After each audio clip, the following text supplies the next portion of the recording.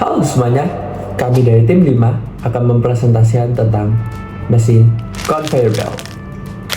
Perkenalkan, nama saya Albert Ezra Madika dengan NIM 2410521032. Baik, perkenalkan nama saya Igede Fabio Andika Pratama Putra dengan akhiran NIM 76. Halo, perkenalkan nama saya Ideo Madera Jawangsain Saningrat Suarsana dengan NIM akhir 46.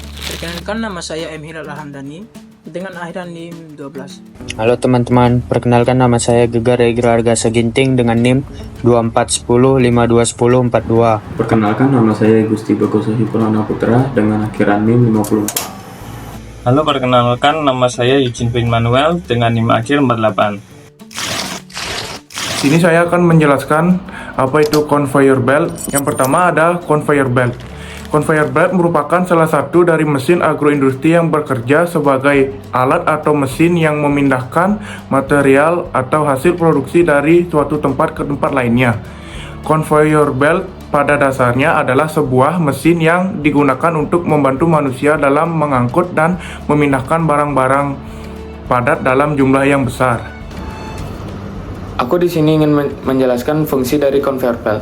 Fungsi dari conveyor belt ini sangat besar dalam mempersingkat waktu perpindahan material dengan kapasitas angkut conveyor belt yang cukup besar.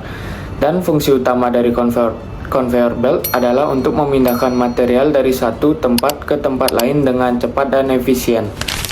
Dalam agroindustri, misalnya conveyor belt digunakan untuk mengangkut hasil pertanian, biji, bahan mentah, dan lainnya.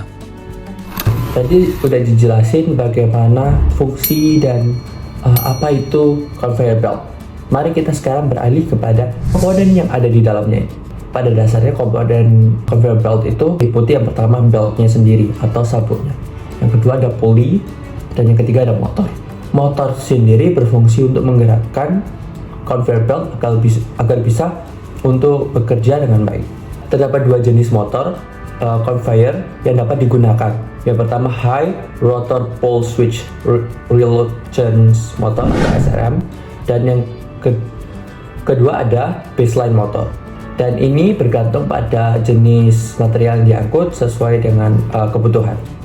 Kemudian ada belt, di mana belt sendiri tentunya merupakan salah satu komponen utama yang dimiliki oleh conveyor belt. Nah, sabuk atau belt itu sendiri merupakan komponen yang menjadi wadah atau tempat suatu material itu dipindahkan atau diangkut. Kemudian komponen selanjutnya adalah pulley, di mana pulley merupakan komponen yang bergerak memutar sekaligus tempat belt conveyor itu melekat. Nah, komponen ini tidak berdiri sendiri, tetapi juga ada komponen-komponen yang lainnya. Komponen selanjutnya adalah idler, di mana idler ini gunanya untuk menahan atau menyangga belt menurut letak dan fungsinya. Kemudian yang ketiga ada centering device. Centering device ini merupakan komponen yang mencegah agar belt tidak meleset dari rollernya. Nah, di conveyor belt ini ada dua. Yang pertama idler sama roller. Roller itu yang bergerak mutar di beltnya, dan idler itu ada lagi yang tempat untuk mencegah belt ini tidak meleset dari rollernya. Bentuknya seperti kayak begini.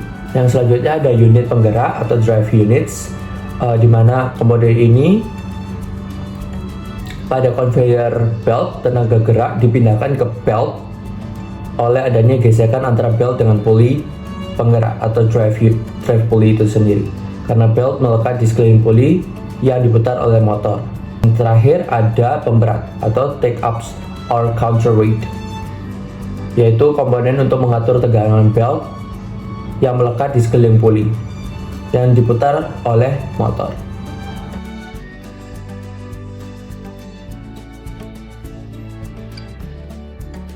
Yang pertama, screw auger conveyor.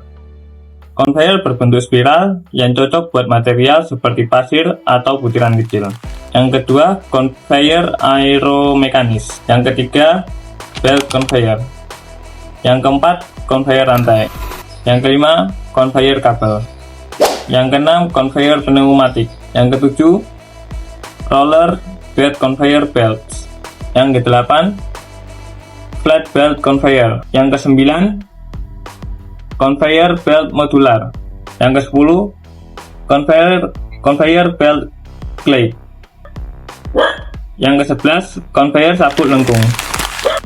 Yang ke-12, conveyor sabuk kemiringan. Yang ke-13, atau yang terakhir, elevator bucket. Ember kecil untuk material seperti bijian secara vertikal. Part 2. Kali ini saya akan menjelaskan tentang mekanisme dan cara kerja dari conveyor belt. Yang pertama yaitu sistem ketegangan.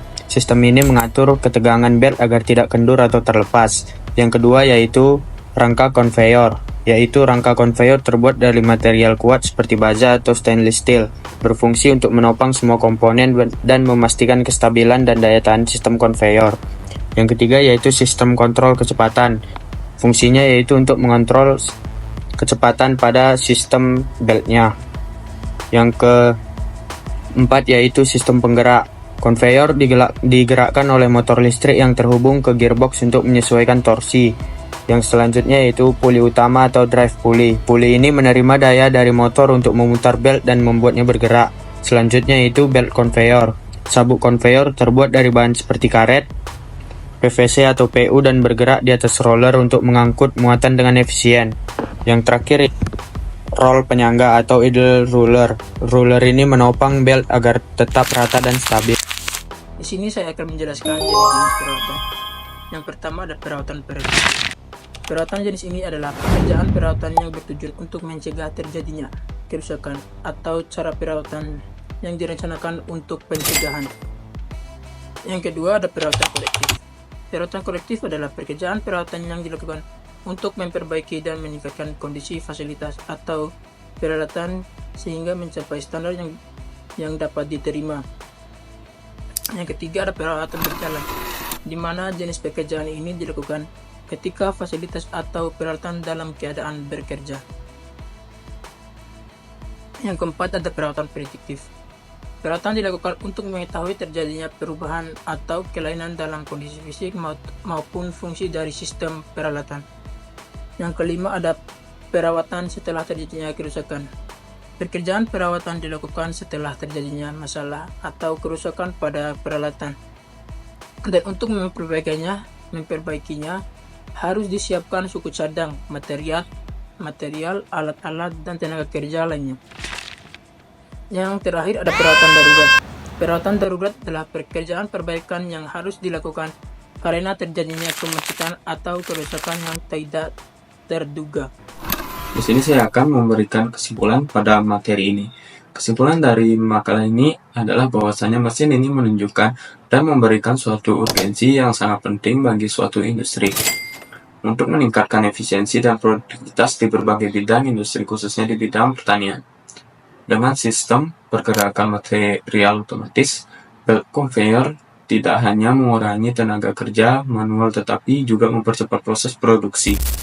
Meskipun ada beberapa tantangan seperti pemeliharaan dan kemungkinan kehausan.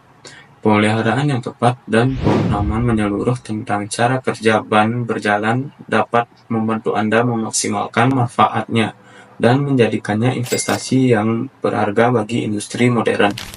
Baik, mungkin cukup sekian yang kami dapat sampaikan. Jika ada kesalahan kata, mohon maaf, dan kami tutup dengan ucapan terima kasih. Sampai jumpa kembali.